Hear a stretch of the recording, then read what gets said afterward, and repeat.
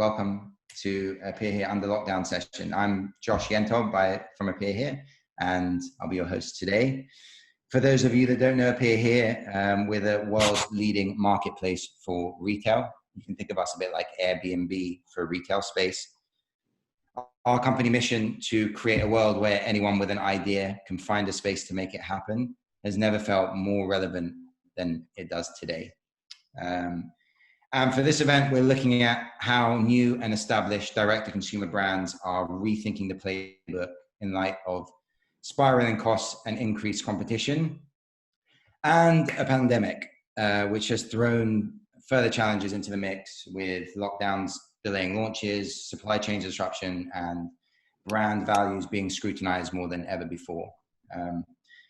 However, this turbulence has given entrepreneurs opportunities to test new ideas, experiment with new formats, and build back better. So we have with us tonight, today, wherever you are, a panel of founders, former investors, and industry experts who will be sharing what it takes to launch and build a successful brand today. Guys, thank you very much for joining us.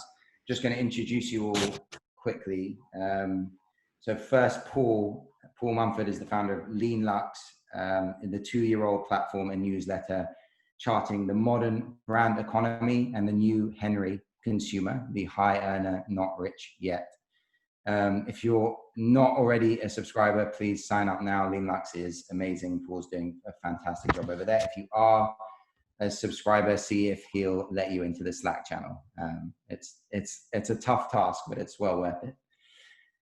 Next, we have Buckley, who is the founder of Margaux. Margaux is on a mission to democratize luxury footwear. Since launching the brand in 2015, they've been redesigning footwear to create beautiful yet comfortable shoes and available in size-inclusive offerings. Alexa met her co-founder, Sarah Pearson, as Harvard undergrads. Together, they and the brand have been featured in the likes of Forbes 30 Under 30 and publications like Vogue, Elle, New York Times, and the Wall Street Journal. Thanks for joining us, Alexa. Another 30 Under 30 alum is Melanie Masarin. She's the founder of Ghia. She was previously the creative director and head of marketing at Diggin, where she led the brand rebuild for the company before heading retail and offline experiences at Glossier, where she led offline and experiential strategy, including conceptualizing permanent spaces. She did an amazing job there. Now, Melanie has bottled up her hospitality and lifestyle experience to create Ghia, a spirit-free aperitif designed to change the way we think about drinking and socializing. Thanks for joining us, Melanie. And finally, Jenny Gyllander. She's the founder of ThingTesting. Jenny worked at a London-based venture capital firm where she started to see the emergence of new companies with the sole differentiating factor of brand. To find out if these things were actually better, she started ThingTesting, an Instagram account to review all the things sold online. Featured in Vogue Business, TechCrunch, Forbes, Modern Retail, ThingTesting has amassed a loyal following on Instagram with people eager to read their latest reviews. So guys, thank you so much for joining us. This is an amazing panel. I feel very lucky to be sitting here talking to you at a very important time for direct-to-consumer and retail. And I want to start with really the only place to start, which is the pandemic and what's been happening. So the first half of this year has, for most brands, taken a sledgehammer to all the best made plans. And there doesn't seem to be a clear end to return to whatever normality is. So with that in mind, I wanted to start by getting your insights into how to launch and grow a business during a pandemic. And there is probably no better place to start than Melanie, who launched Ghia during this time. Melanie, can you tell us how you managed it? How did the process happen? It was not easy. It was definitely not easy, and I don't have a hack for doing it, but we were supposed to launch in restaurants on April 1st, and it was like one of those things where 2 weeks before all the restaurants in the world shut down. So there was no pursuing the initial plan. I think we tried really hard not to react to the things that we couldn't control, because we knew that it would just not be possible to survive that way. And then we really were prepared for the worst and tried to spend the time that we had kind of in isolation or working remote, like figuring out how we could better than ever kind of understand our customers, and in a time when everyone needs a little bit more comfort, how we could really delight them. It's like getting a box on your doorstep has like so much more meaning than it does before, and we were not even going to launch online initially, and so we really had to pivot the strategy. We knew we eventually would have an online presence, so we kind of moved to a digital first approach. But it was like, how can we make this experience even better? How can we make it feel really personal? How can we make sure that whatever community we have at the beginning, even though it's going to be harder to build this community over the next few months, like get the absolute best experience, so that the best marketing strategy is always word of mouth, and so that we get the best word of mouth that we can. And so we really leaned on that. Amazing. I mean, you did such a beautiful job as well in the build up to it, as far as all the social and the effort. Was that always part of the plan? We always wanted to co-create the product with our community. That was definitely a learning that I took away from my time at Dossier, and the fact that we just didn't know. There's not a ton of non-alcoholic beverages, especially in the United States. We didn't necessarily know what the response would be. And so even as we were developing the product, which we're on our 37th iteration of the product before launching, we served 1,000 versions, pours. We call it the 1001 pours of Ghia to our community to get as much feedback as possible, so that it would be what people like. Amazing. And Jenny, I know when we spoke previously, you told me you were initially sort of worried about seeing the number of brands launching dropping off, understandably. But it seems like now it's picked up a little bit. What are the brands that are launching? What are you seeing the sort of impact that they're making, or how they're being received during this time? Yeah, totally. I think, like Melanie just said, obviously you're seeing brands really, for all the right reasons, consider the landscape and adapt to that. And I would also like to add that on top of like it being a pandemic, we're seeing more massive like world events happening at the same time too, right? So we have a potential depression, we have a human rights movement, we have an election in the US, and potentially the rest of the world sort of like adapting to a new world order. And on top of that, we have global warming. So it's sort of been really interesting to see brands, take a step back, really not be ignorant in the time that they're launched, and really consider all of that. And I think we've seen a ton, including Ghia, like brands do that really well, like maybe delay a little bit and rethink.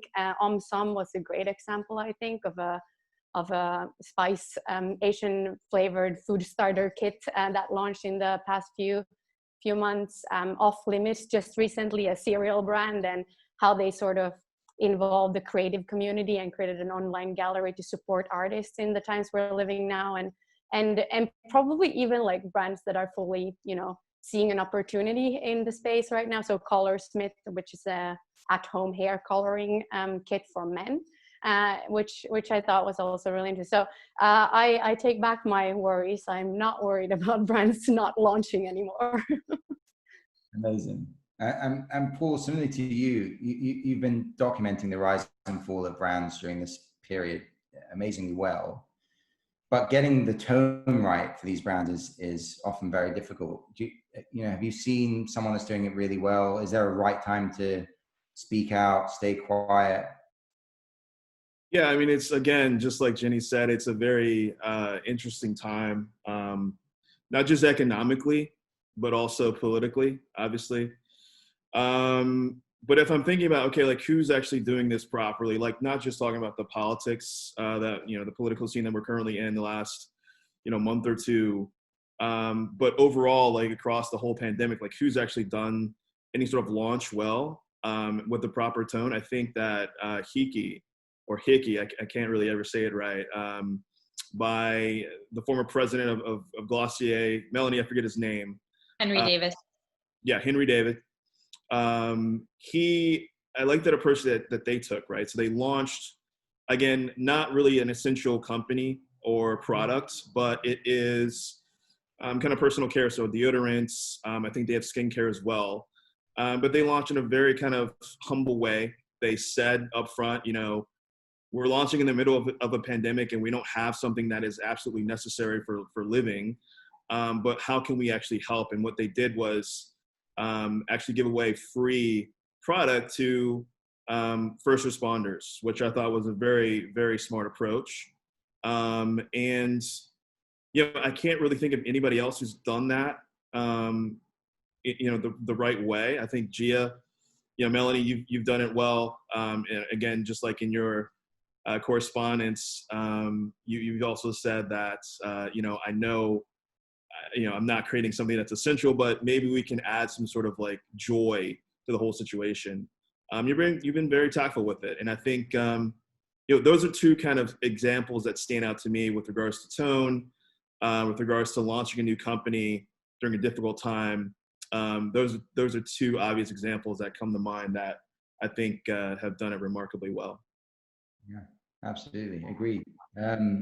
And Alexa, you're coming at it from a different angle. You guys have been around for 5 years now. So you've been sort of growing this brand during this time. What has your experience been? I know you guys have a couple of stores as well.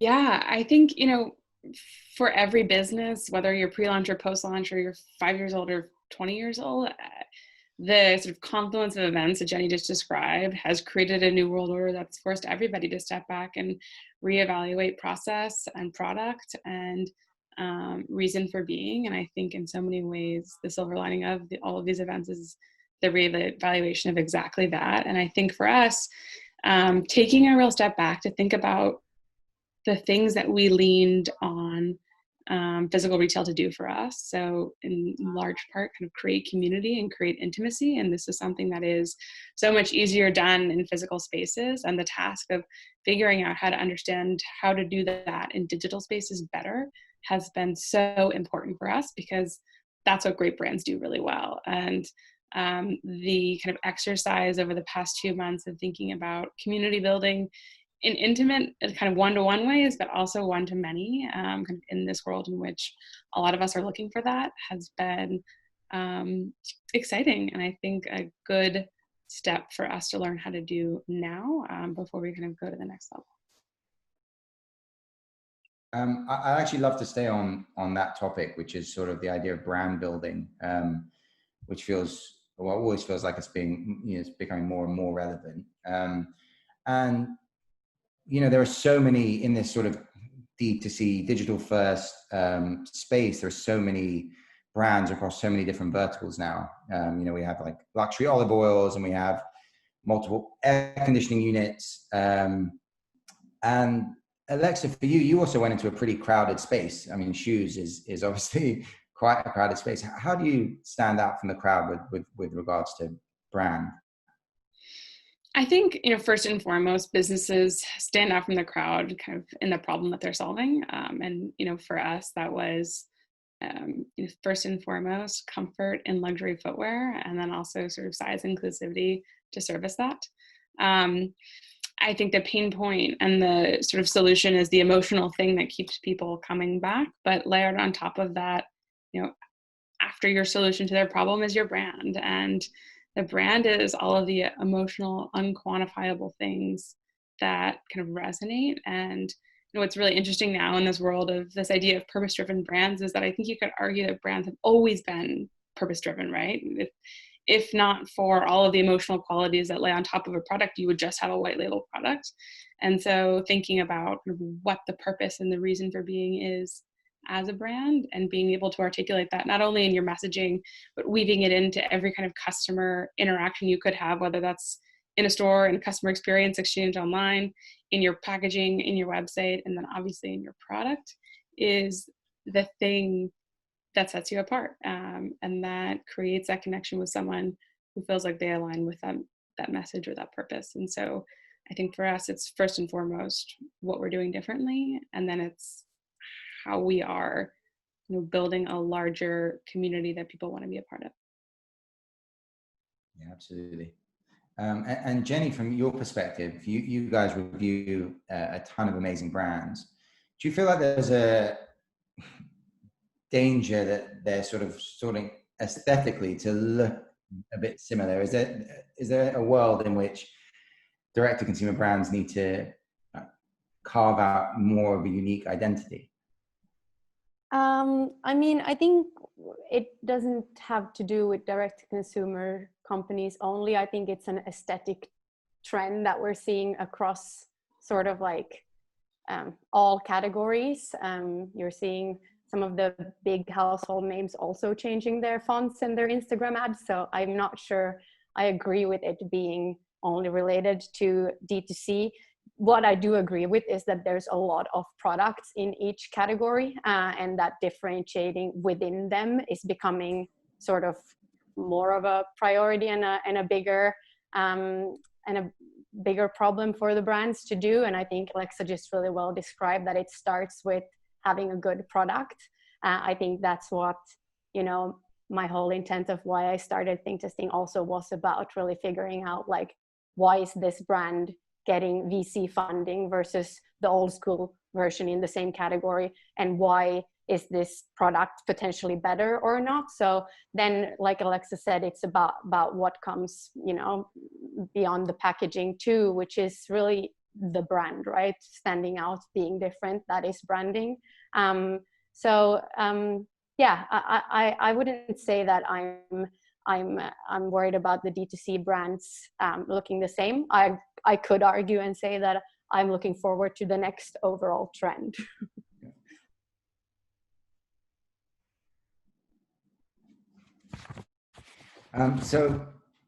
Yeah, that's totally fair. And actually wanting to build on what Alexa said earlier, you know, after years of building brand image based on lofty values and purpose-driven missions, many brands are now finding themselves being held accountable and falling short, which is a sort of, I guess, an offshoot of. Sorry, guys. I don't know No problem. Welcome back. This is the world that we live in. It's super exciting, keeps everyone on their toes. So Exactly. huge apologies for that. No, what I was talking about very briefly was the sort of brand values that people stand for now. We hold them all to very, you know, accounts, you know, lofty values to account, and brands seem to be falling short. Paul, you review a lot of these brands. Do you think it's fair to say, or fair to hold these brands account to the extent that we do now? And then sort of looking at, you know, how important mission is, I guess, to the consumer, or are we looking more for honesty and authenticity? Yeah, I mean, I think if you know, if your brand is, and your marketing is centered around, you know, the purpose that you've been talking about for the last couple of years, and then, you know, as soon as some hardship happens, come to find out that mission wasn't as sincere or genuine as you would have loved everyone to think, then I think that is completely fair game. At the same time, I also understand, I think we should all be aware that, you know, there is some allure in, you know, kind of building up companies, but also in founders, and also kind of, you know, bringing them down from time to time, which is unfortunate. But yeah, I mean, Josh, I mean, if you are, you know, top of mind is the wing, like, there's a lot of stuff happening behind the scenes, apparently, with the staff that goes against and completely contradicts what the wing was supposed to stand for. And, you know, come to find out that is the truth, then yeah, I think it's completely okay to, you know, criticize those companies and kind of take them to task for that. Yeah, I mean, there's of course, like the last couple of months, it seems like if there's any news for brands, it seems to be like kind of negative these days. A lot of founders have been taken to task. Obviously the thing going now is Step It Away, the stuff with the wing. There's some things going on at Everlane. There's a lot of trouble happening. And if you look at what these brands are about, they all kind of stood for something. They all had a mission or a purpose. And it comes to find out that, internally they weren't really upholding those standards. So I think it's completely fair game. And, I'm curious to see like who's going to be next mostly. But from the start of Lean Luxe, when I first started this, I've been saying from the beginning that, it's really, really tough to run a business that's just strictly about the mission. You got to be a bit more about that. And if you're always like championing the mission and trumpeting the mission and boasting about it, then, you're going to be taken to task when people find out that what you've been saying is not exactly genuine, Yeah, do you think that's sort of part of our culture? There's sort of an expectation for a brand to be tied to a mission now when they launch. I mean, do you think that's totally necessary? I mean, Melanie, you just launched a brand. Is it enough for a brand now to sell a beautiful product, in a great way? I don't think it's enough for a brand to just sell a beautiful product. I think people expect more, but I think people have been more forgiving about new brands a little bit. We're definitely not, the brands that are going down right now are the ones that have really big followings and that have been in operation for quite a few years. It's also a very difficult time to expect, brands to be so mission driven when everyone is trying to survive a pandemic. And I think we have to be very realistic about that. But I think more than ever, what happens behind kind of the consumer facing operations, it's like, how are these brands making a difference in their community, in the office every day, or with the people that they hire, like matters more than anything. It's how is your culture? And it's like, I think we're seeing kind of an interesting shift in that culture and mission just can't be separate anymore. Yeah. Alexa, from someone you're now 5 years in, as I said, is it easy to balance a mission-led business with a profitable one? To me, a mission of a brand is like the bigger why, right? And so every brand has to have it because it's what inspired you to set out to do it. So for us, it's like to make women feel as beautiful as they do comfortable. And when you have like your thesis statement for being, that is super important. But I think the honesty and the transparency is the most important part of that piece, because everyone can have a reason for being, but if you really have to walk the walk before you can talk. And I talk the talk. And I think Melanie's example of launching is like the perfect example of a brand that's done it beautifully and saying, we're not here to solve the pandemic, but we're here to add a little happiness to your everyday. And like, that's so honest. And I think everyone can understand and resonate with that. And so, yes, I think mission is important, but I think mission that is grounded in honesty and like transparency of the moment. Balancing with profitability is hard, right? You can't really achieve the mission if you don't have a business to support it. And so, it is a business at the end of the day, and you do have to make money to take care of your people and to grow the larger kind of brand and idea. But I don't think that quest for profitability should ever kind of supersede the values of the organization. Yeah, well said.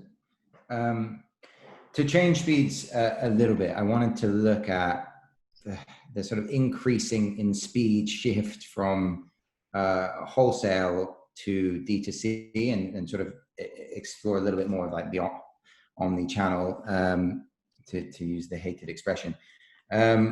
We've seen many department stores moving into administration. More and more brands need to switch their strategy to D2C from wholesale. But whilst in theory, it's very easy to set up a Shopify account, an Instagram account, and start selling, it's sort of raising awareness and creating, brand alignments without spending a huge amount of money. That's quite complicated, both for new brands and for existing brands, which is you know, the piece that the wholesale did always provide. And I want to sort of look at some effective ways in which new direct-to-consumer brands can build their brand awareness. And Melanie, you obviously you just launched your own brand and have partnered with a few different retailers in a sense, but you also have great experience in activating others, like Glossier, for example. How do you think brands should be approaching this?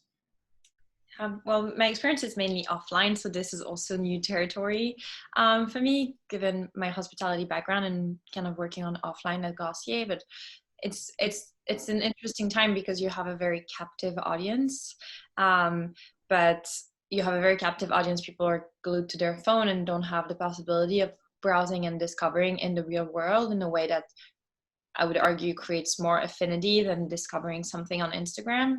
And so it's almost like, how do you get your product to be introduced to your community through the hands of your early community? And how do you create digital word of mouth, which is incredibly difficult to do, especially in a time when there's kind of a lot of fear in the world.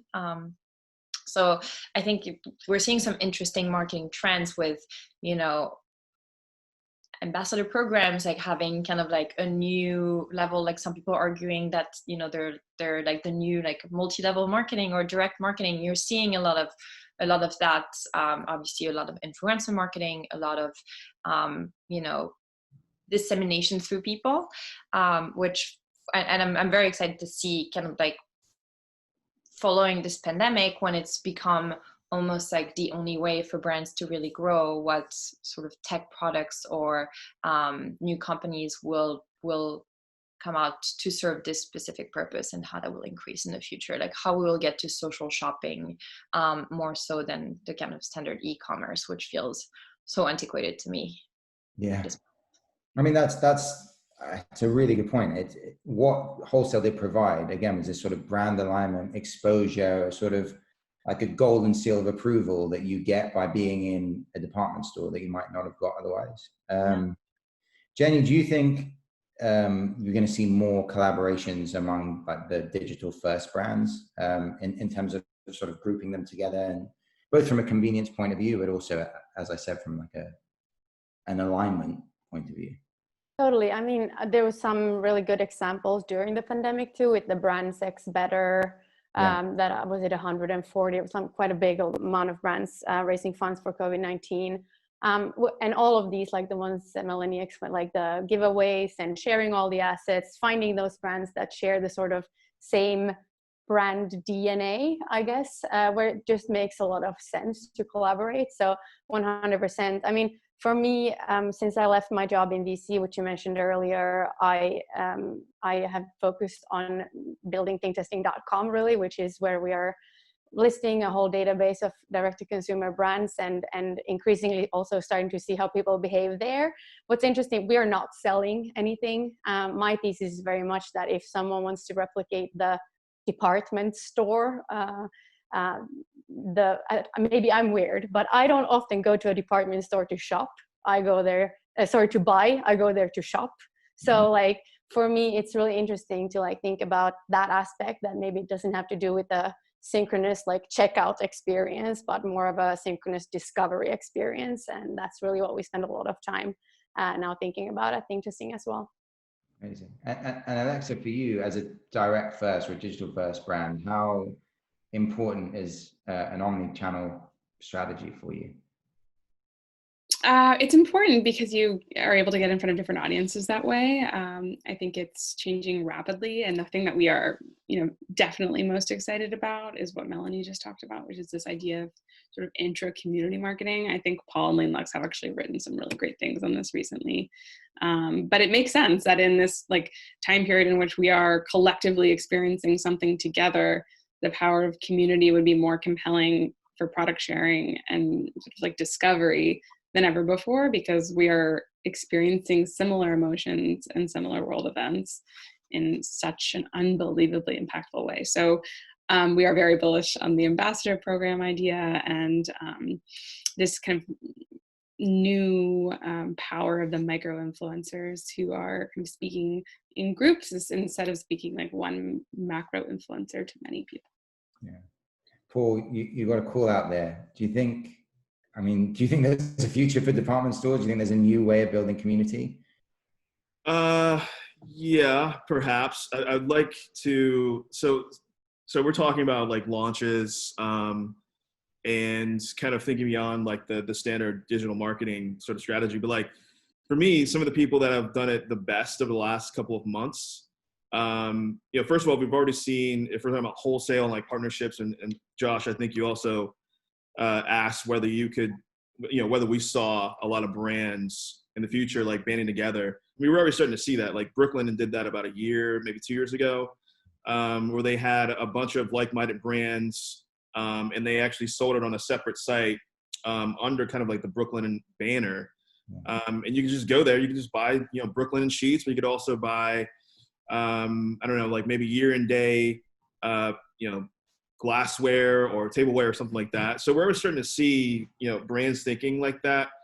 Mod, Eva's been doing that the last like 2 summers with the staycation initiative that she's got going on. The first time she did it in Brooklyn, it was a physical thing, but that was before coronavirus hit. So the last time she did it, I think it was strictly digital. But we're already starting to see brands do that. The only issue from my standpoint is like brands are not, third-party marketplaces, right? And I'm actually kind of surprised that there hasn't been a startup or something or marketplace, and I don't think Instagram really counts here, that kind of combines all these brands into one, and makes it easy for the consumer to both buy these companies and buy these products, but also see like a full picture of what's available to them. And I know there's a couple of folks who are trying to do that right now.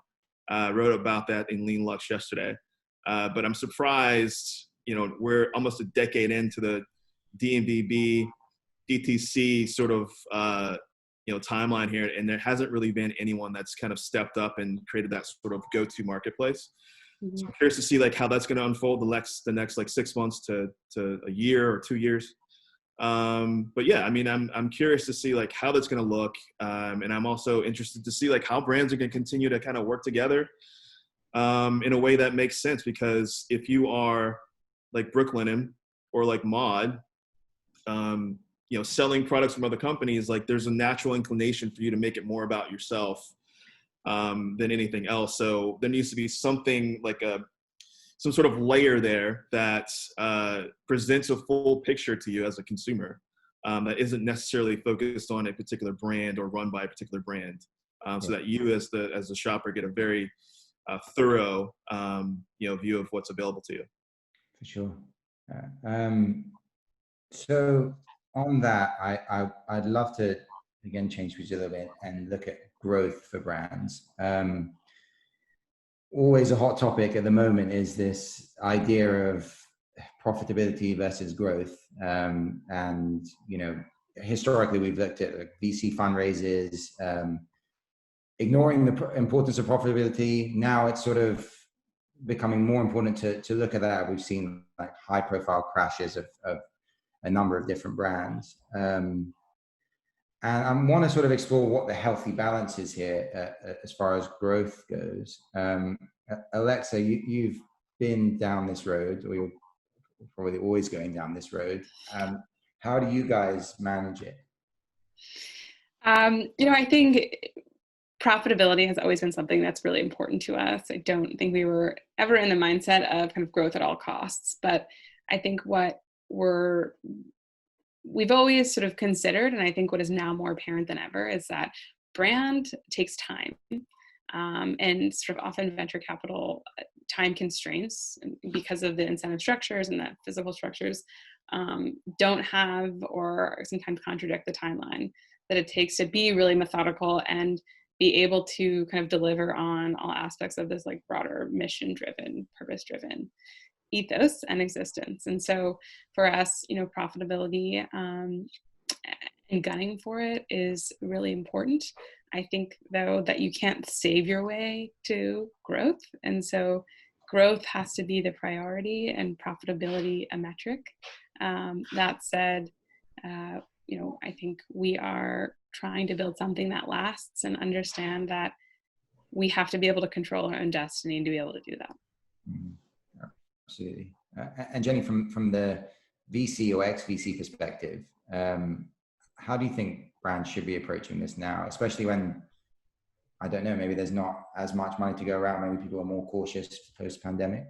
Yeah, so I no longer sit on that side of the table. But I would say that I definitely hear about more brands going for a bootstrap route, or at least coming to some sort of like product market fit before putting gas on the fire, which I have, to be honest with you, always found to be a good and sensible way to do it. So I'm sort of excited to see brands really take the time, and there's a couple, especially from Europe, where I'm now sitting, Organic Basics and Tekla, and a lot of really amazing brands. Ghia, sorry, I should have said the first one, but just like really amazing European brands that are potentially taking a little bit more time, and we never really saw the same like VC hype around D2C brands in Europe as we did in the US. So I find that always interesting to come back to. Absolutely. And Melanie, from having just launched, it's obviously something you're thinking about. I don't know if there are other alternatives. How are you sort of approaching this as a new brand? You know, I think for us, we feel very lucky that we didn't take outside VC money. We are, you know, still on our friends and family rounds, and it was a very kind of friends and friends of friends approach, because the reality of launching in a pandemic and trying to grow in a pandemic just don't match up to the numbers that are expected by the VC community. And so I think we're really focused on bringing in partners that share a long-term vision and want to help us build a healthy business, a forever brand, and not just kind of acquire users at all costs, which is very tempting right now with when, you know, your main path to growth is kind of digital acquisition of users. Amazing. Paul, do you think the way that brands raise is going to change post-COVID? Do you think VCs are looking at things differently? Do you think brands are looking at things differently? Melanie makes a great point, which is, how can you commit to targets at this point when you don't know what the next 6 months is going to look like? Yeah, I mean, I definitely think that the climate is changing for sure. I mean, it has to, with everything that's going on economically today. But, you know, me personally, I've never really understood the whole growth for growth's sake, and you know, acquiring as many customers as possible. That's just like not sustainable. Constantly having to raise.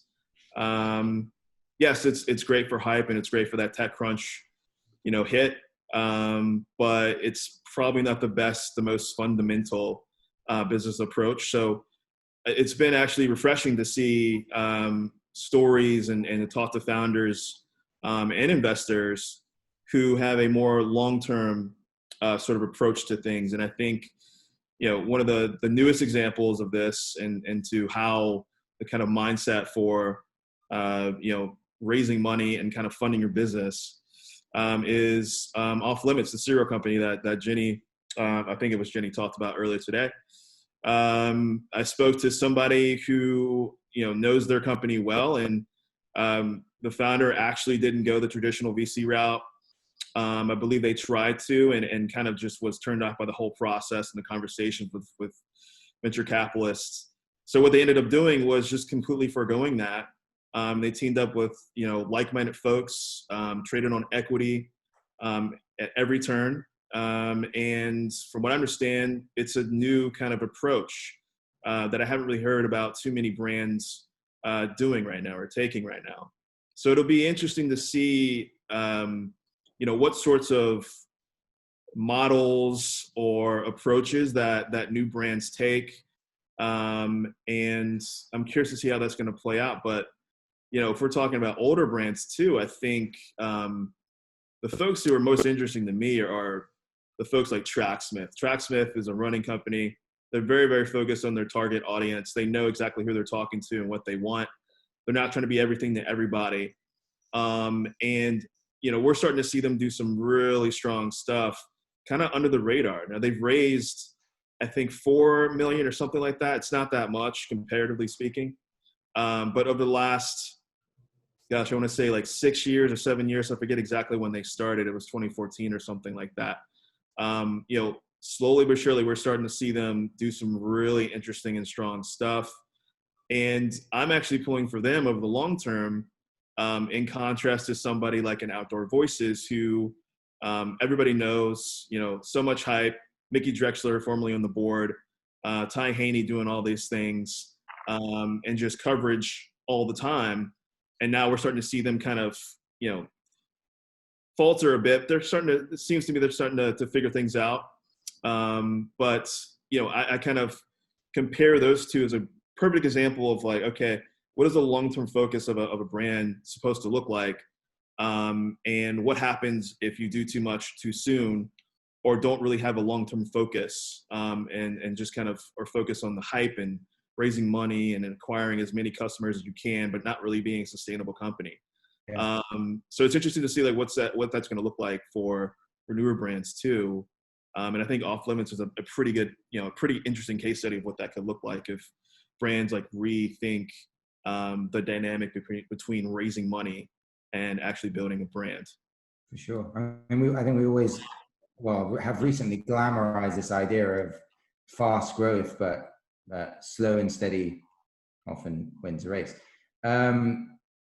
Before I go to the questions, because we've got a lot of good looking questions over here, I wanted to sort of put you guys on the spot. We have, obviously, most of our community are early stage startups and founders, and, you know, they're sort of looking at how to navigate the next 6 months or so. And I wanted to just ask you guys, like, how you're trying to plan for the next 6 months as far as your business goes and your approach to things. Alex, I'll start with you. You know, at a high level, we are planning for the world to not turn right side up through the end of 2020. And so, you know, we're making decisions accordingly as it relates to budget, as it relates to prioritizing, and I think as it mostly relates to focus, because right now I think focus is the name of the game, and there are so many opportunities in this like ever-changing world to shift and pivot, and that's good. But I think identifying like what are the 3 things that are going to not only get us through this storm but help us achieve growth in such an unbelievable time, and only doing things that serve those 3 things. And it's an exercise that we're kind of just going through again right now.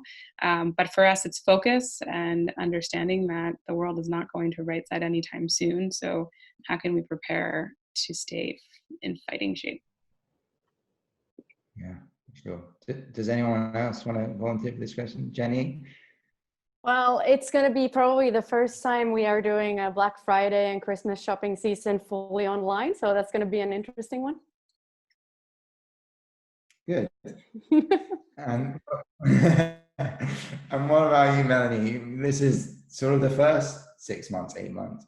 It's the first 3 weeks, and it's extremely bizarre. I think we're also using this time as a focusing tool and really using many filters. We are trying to extend our runway as much as possible. We are still a team of only, you know, 2 people full time, and really trying to think, unless like customer centricity really is the filter. So unless it makes a really big difference to the customer in the next few months in a way that we think like really moves the needle from the standpoint of their experience, it's probably not passing the filter. That would be kind of the only thing.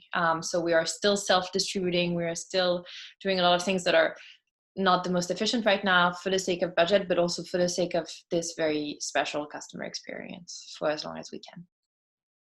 Yeah, amazing. Well, we're excited to see what the future holds for Ghia. And Paul, for you, I mean, you guys have been growing an amazing community. What's the plan for Lean Luxe next couple of months?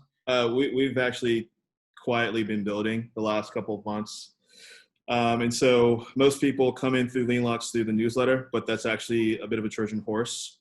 And folks in the Slack channel understand what that looks like, because arguably the most powerful thing that we have right now is that sort of member to member connection. So going forward, that's what we're kind of investing our energy and our time into. And so hopefully you're gonna see like the first version of like what Lean Luxe, 2.0, so to speak, looks like with that new sort of focus. Hopefully before fall, if the roadmap continues to be held. And then we're also working a little brand refresh as well. So things are quietly cooking behind the scenes, and I'm excited to kind of get that out in the next couple of months. Amazing. Guys, thank you so much. We're going to jump to some questions because there's a lot of really great questions here. I've just been trying to read some while you guys have been speaking. The first one actually looks like a couple of people asking this question, which I assume will probably go to Alexa and Melanie, but everyone's welcome to join in, which is, how do you effectively and successfully run an ambassador program, or this idea of top tips to tackle word of mouth marketing, which is really important. Alexa, you guys have done a great job with that. This is something that we didn't have the answer for a really long time, and so we started by just doing it in-house with a very tiny group of ambassadors to understand just like what this looked like. It was with people that we've already sort of worked with, we had a relationship with, and so we could really say super transparently, we're going to test this out, and we would love for you to be part of it. But what we're really excited about is hopefully launching in the next week is a much bigger, broader, based on the results of that phenomenal 3-month test, program through a platform called Social Ladder, which allows you to kind of gamify the system and really be actually more inclusive with who you invite. But I think even more importantly, track every ambassador on an individual level. And then you're able to incent these sort of overperformers. You're able to track different cohorts, so micro influencers versus bigger influencers. And you're able to measure it against your digital marketing kind of acquisition costs. So we're excited about that. It's a test. We'll keep you updated, but Social Ladder is the platform. Amazing. And Melanie, for you, one of the iterations of this question was, I don't have a budget. How do I do this? How do I spread the word through friends and family, through influencers? Yeah, I think engagement mean very different things, and it doesn't mean that it has to be paid. And so I think for us, it's like, how do you create a conversation with customers on no budget? For instance, I think it costs us $20 a month to have a Ghia phone number. It's 707, text Ghia, and we've received over 1,000 text messages in our first 2.5 weeks, which shows that there's a level of engagement. And so these things are free. It's like, how do you kind of lean in on the surprise and delight moments? Before we launched, we had over 300 followers on our Spotify playlists, and that's very much free. And it was like, how do you set the mood? How do you create moments that are atmospheric in a time when everybody's confined at home? And I think to me, that's kind of the ultimate brand building. It doesn't have to be expensive. Amazing. This next question I really like, and feel free to jump in, any of you, which is creating connections with consumers based on the personality of the founder or founders as a startup a good idea? And what happens as the brand scales? Does anyone want to jump on that? I will. I think it really depends on the brand, and probably back to the original thesis statement or mission of the brand. And so for someone like a Tory Burch, the brand was built on this idea of like Tory's lifestyle, and that makes total sense to make her the forefront. But for a brand like ours, the mission really didn't have anything to do with me or Sarah. And what hopefully we can do as founders and also as a broader team is add sort of grounded authenticity to that by showing and sharing ourselves when it feels right, to add like humility and a realness to the brand, and a little bit of a look behind the scenes, because it's fun to understand the personalities that are working on the brand and the product. But I don't know if it's not core to the mission, if you have to be the face all the time. Yeah, I would add to that I think it's doesn't have to be so, but I would say that it should be like a very considerate like decision to do so, and that I'm seeing another question here asking why ThingTesting has chosen to not write as many reviews anymore and turn it into a database, and it has to do with that for a little bit for me. I never started ThingTesting because I wanted to review products or become a product testing influencer, but we had a lot of user discussions with people following ThingTesting and asking what is it that they get out of it. And it was the discovery of new brands. It was the verification, hearing the backstory behind the brands. And it's just like, as a fact, very unscalable to review products as one person, especially as you just see the backlog growing of products to test in the future. So a considerable decision to do so as well in our case. Yeah, I'll kind of tag back into Alexa, what you were saying, very diplomatic with your explanation there. I'd say that, yeah, you definitely want to be careful with that. If you're starting a brand based on your namesake, it could definitely backfire. But Alexa, also to your point, consumers want and expect some sort of context. Like there needs to be some sort of like, humanness to the company. Otherwise you risk feeling like an Amazon brand or something like that. It's just like, there's no like people behind it. It's just kind of like lacking in, humanity, so to speak. So I think it's, you definitely want a bit of context about who's starting this and why, where they come from, what they're hoping to do. But I do think you also run a very big risk if you develop a company just based around the founder, because not everybody's going to like that founder. If the founder messes up and the name is the founder's name, then, the company kind of suffers as a result. So I think context is very important. You want to always have some sort of like human element to what you're doing so people know, but, be very careful with that stuff. Thanks for that. And another question that I really like the look of, and when Melanie said it earlier on, I was like, oh, that sounds great. The question is, how do you co-create with your customers? And where does the co-creation take place? Melanie. This for me? Okay. Yeah. Where does the co-creation take place? I mean, I think, we're learning that right now with our small but mighty community. But I think, for us, it started with product development. It was like, who is this product for? What is it supposed to taste like? What is the emotion that comes with the product when people get it, when people buy it? How do they discover it? And then as we develop more products and more experiences, hopefully soon, I think we'll definitely continue to do that. But getting feedback from customers and making it into a conversation as opposed to kind of a one-way kind of brand to customer communication is so important for us. And I think, to tag onto the previous question, like, I'm personally excited to see how, as we grow our team, the brand voice and personality evolves, because everyone gets to really add, to our culture. It's like sometimes we get a funny text or a funny email and we put it on a Slack channel to see like who has the best answer for it. And it's like, as you grow, you get more and more diversity of opinions and ideas. And I think that that's actually so valuable for the brand. So you co-create. I fully think of our community as being both internal and external and blending together. Amazing. And then I'm going to end with a question everyone seems to want to know about: trends, future trends. What's the new best thing?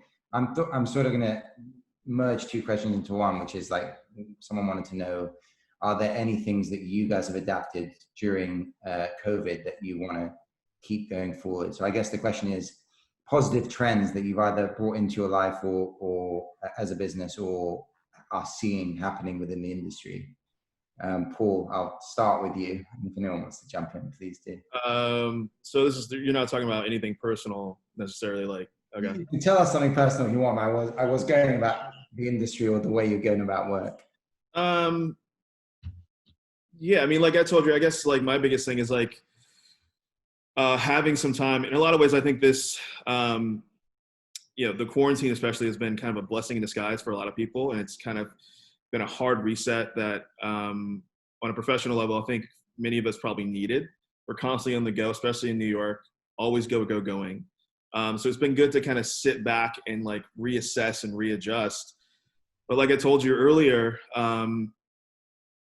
you know, the thing about this that I've taken advantage of is really just focus on building. So, you know, clarifying the vision, and developing new things to kind of scaling Luxe going forward. That for me overall has been the biggest benefit. Yeah, I don't know about you guys, but like that for me has been kind of a blessing in disguise. Anyone else? Jenny, any big trends? We know you hold. Yeah, I mean, to the same point as Paul said, it's been a good time to build. We've had our site up for 100 days, and we're seeing incredible traction around it. It's been extremely positive, and building a team of around ThingTesting as well.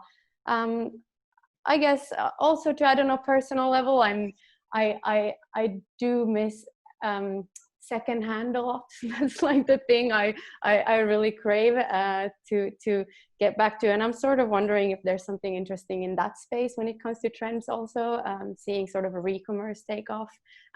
So I'm seeing a couple of brands that are interestingly doing that. Little Toes, I think, is a shoe company, correct me if that was the right name, but are doing a donation-based sort of return system, which is really interesting. So interesting trends around that, I guess, overall, both from a personal and a professional brand hunting perspective. Amazing. Guys, we've run out of time, but it's been such a pleasure to talk to you all. I feel very lucky to have done it, and I know that our community would really, really appreciate it from all of you and value your amazing opinion. So thank you very much for you guys for joining us. Thank you everyone that's watched. Sorry if we didn't get to your questions. We'll answer them in the post write-up. But again, thank you so much for joining, and see you next time. Thank you. Thanks for